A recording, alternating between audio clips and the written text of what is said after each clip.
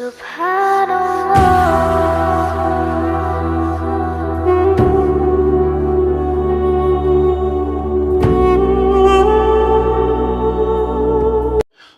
للہ رب العالمین، الصلاة والسلام علی رسول الکریم وعلی آلہ واصحابہ اجمعین، اما بعد، اعوذ باللہ من الشیطان الرجیم، بسم اللہ الرحمن الرحیم۔ الحمد للہ رب العالمین الرحمن الرحیم مالک یوم الدین، ایاک نعبد و ایاک نستعین، اهدنا الصراط المستقیم صراط الذین انعمت علیہم غیر المغضوب علیہم ولا الضالین، آمین۔ اصل میں ایک مختصر سی ویڈیو ہے، ایک مختصر سی بات عرض کرنے کے لیے، عربی زبان کے ایک اہم لفظ کے لیے، اس کی تشریح، اس کی توضیح اور اس کی ایک عجیب و غریب بلاغت، یعنی کہ عقل حیران ہو جاتی ہے۔ میں کافی عرصے سے اس بات پہ غور و خوض کر رہا تھا کہ قرآن کریم کی جو سورہ مبارکہ، یعنی کہ جس سے آغاز ہوتا سورۃ الفاتحہ ہے، اور علماء کرام نے بہت ہی زیادہ غواصی کی ہے قرآن کریم کی تمام آیات میں، ہر طرح سے قرآن کریم کے آیات کی تشریح اور توضیح کی ہے، اور ان کا وہ کام بے مثال ہے۔ جب بھی بڑے بڑے علماء کرام کی تفاسیر کو دیکھتے ہیں تو ہماری عقل دنگ رہ جاتی ہے کہ ہمارے علماء کرام نے کس طرح یہ خدمت انجام دی ہے۔ لیکن ایک چیز میرے ذہن میں کھٹکتی رہتی تھی ہمیشہ کہ اس سورہ مبارکہ یعنی سورۃ الفاتحہ کا جو آغاز جس لفظ سے ہوا ہے، اس کے الگ الگ ڈائمنشنز اور بلاغت کی اور جو ہے فصاحت کی، لغوی اور نحوی، وہ الگ ان تمام چیزوں کو چھوڑ کے جو ہے ایک چیز میرے ذہن میں جو ہے بار بار کھٹکتی تھی کہ اس لفظ کی اتنی اہمیت کیوں ہے؟ کیا وجہ ہے کہ الحمد جو ہے یہ پرٹیکولرلی اللہ رب العزت نے اپنے لیے استعمال کیا ہے، اپنی ذات کے لیے جو ہے مخصوص کیا ہے؟ تو اس کی بنیادی وجہ یہ معلوم ہوتی ہے کہ اور بھی جو الفاظ ہے جو تقریباً اس کے ہم معنی ہے، چاہے وہ شکر کا لفظ ہو، ثنا کا ہو، مدح کا ہو، نعت کا ہو، عربی زبان میں یہ تمام الفاظ استعمال ہوئے ہیں، یہ تمام الفاظ وارد ہوئے ہیں، لیکن الحمد کا جو لفظ ہے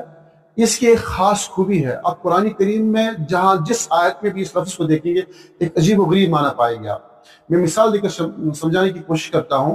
جیسے کہ یہ لفظ جو ہے پرٹیکولرلی بطور خاص رب کائنات نے اپنی ذات کے لیے مختص کیا ہے۔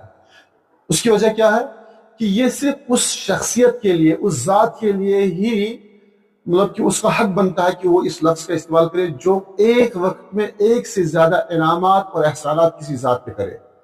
یعنی کہ جیسے کہ میں اگر کسی دوست کے ہاں جاؤں، سردی کا موسم ہو، اور میں اس سے کہوں کہ بھائی بہت زیادہ ٹھنڈ لگ رہی ہے، انتہائی زیادہ شدت کی سردی ہے، مجھے جو ہے فوراً جو ہے کچھ گرم ملبوسات یا کمبل دے دیجئے، اور گرم چائے کی پیالی دے دیجئے، ہیٹر دے دیجئے، روم ہیٹر دے دیجئے، یا کانگڑی دے دیجئے، تاکہ میں اپنے بدن کو جو ہے گرماہٹ پہنچا سکوں۔ میرا یہ دوست مجھ سے کہے گا کہ بھائی مجھے یہ بتائیے کہ پہلے چائے لاؤں، کانگڑی لے کے آؤں، یا گرم ملبوسات یا کمبل لے کے آؤں؟ کیونکہ میں انسان ہوں، ایک ہی وقت میں تین چیزیں نہیں کر سکتا ہوں۔ تو میری جو پریورٹی ہوگی، جو میری ترجیح جس چیز کی ہوگی، میں یہ کہوں گا کہ بھائی پہلے ایک کام کریے، آپ جو کانگڑی لے کے آئیے، یا گرم چائے کا ایک کپ لے کے آئیے، یا پھر آپ کمبل لے کے آئیے۔ تو وہ جائے گا، پہلے کمبل لے کے آئے گا، پھر اس کے بعد چائے کا کپ لے کے آئے گا، پھر اس کے بعد جو ہے کچھ اس کے علاوہ جو گرماہٹ پہنچانے کے وسائل ہوں گے، یا ضروری لوازمات یا ضروری سامان جو وہ لے کے آئے گا۔ یعنی کہ کوئی ایک کام جو ہے اس نے یہ تین اس میں تقسیم کیا میری ٹھنڈ کو دور کرنے کے لیے۔ تو جب وہ لے کے آئے گا، وہ کانگڑی لے کے آئے گا، میں اس کو کہوں گا تھینکس، یا میں اس کو کہوں شکر لک، حمد لک نہیں کہوں گا اس کے لیے یہ حمد لفظ استعمال نہیں ہوگا، بلکہ اس کے لیے کیا کہوں گا، شکر لک، یا انگلش میں تھینکس یا شکریہ۔ اور پھر وہ کانگڑی، پھر میں شکریہ کہوں گا، پھر اس کے بعد وہ چائے لے کے پھر میں شکریہ کہوں گا۔ لیکن اب یہی چیز جو ہے کوئی ایسی ذات کائنات میں ہے جس کائنات نے یہ کلام اللہ، یہ قرآن کریم محمد عربی صلی اللہ علیہ وسلم پہ نازل فرمایا، اس رب کائنات نے شروع میں ہی یہ تاثر دیا، یہ کنسپٹ دیا، یہ تصور دیا تمام انسانیت کو، اہل عقل کو، اہل علم کو، کہ بھئی آپ جس رب کی تعریف کرنے جا رہے ہیں وہ رب کون ہے؟ وہ ایسا رب ہے جو ایک ہی وقت میں کئی سارے احسانات کرتا ہے، یعنی کہ وہ ایک وقت میں آپ پہ بہت سارے احسانات کرتا ہے۔ اس لیے اس نے اپنے لیے حمد کا لفظ استعمال کیا۔ یہ اللہ کے لیے کوئی دوسرا انسان کر ہی نہیں سکتا ہے، چاہے وہ نبی ہو، چاہے وہ ولی ہو، چاہے وہ کوئی پیر مرشد ہو، کوئی بھی انسان ایک وقت میں ایک انسان پہ ایک سے زیادہ احسانات نہیں کر سکتا ہے. یہ اللہ ہی ہے جو ایک انسان پہ ایک ہی وقت میں کئی سارے احسانات کر سکتے ہیں. جیسے کہ حدیث پاک میں آپ دیکھ سکتے ہیں، ہم کھانا کھاتے، کھانا کھانے کے بعد کیا کرتے ہیں؟ الحمدللہ الذی اطعمنا وسقانا وجعلنا من المسلمین. شکر ہے اللہ پاک کا جس نے ہمیں کھلایا پلایا اور مسلمان بنایا. یعنی کہ اس میں تین چیزوں کا ہم نے جو ہے شکر بجا لایا کہ کھلانے والا اللہ، پلانے والا اللہ اور پھر مسلمان بنایا. تو اسی طرح جو اللہ کے لیے سزاوار ہے لفظ کہ وہ رب جو ہمیں قوت گویائی دیتا ہے، قوت سماع دی ہے، جس نے ہمیں دیکھنے کی طاقت دی ہے، جس نے ہمیں دل دیا جو دھڑک رہا ہے، جس نے ہمیں عقل دی جس سے ہم سوچ رہے ہیں، جس نے کائنات کے جو ہے آفتاب و مہتاب بنا جس سے مستفید ہو رہے ہیں. گویا کہ ایک ہی وقت میں ایک انسان پہ نہیں، کروڑوں اور لاکھوں انسان پہ، بلکہ انسانوں کے علاوہ جتنی ساری مخلوقات ہیں ان تمام مخلوقات پہ جو اللہ تعالیٰ نے احسانات فرمائے ہیں. تو اس لیے رب کائنات نے یہ حمد کا لفظ استعمال کیا ہے. اور پھر آگے خود رب کائنات اسی آیت میں الحمدللہ رب العالمین، جو تمام عالمین کا پالنہار ہے، تمام عالم کا جو پالنے والا، احسانات کرنے والا ہے،